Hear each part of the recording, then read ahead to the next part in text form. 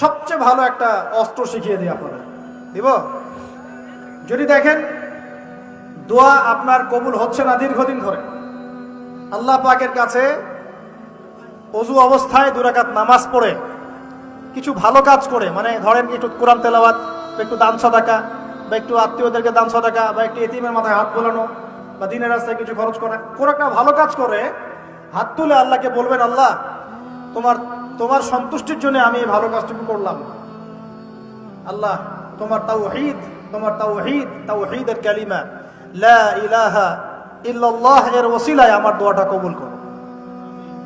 ইনশাআল্লাহ তাআলা আপনি আপনার দোয়ার ফল পাবেন।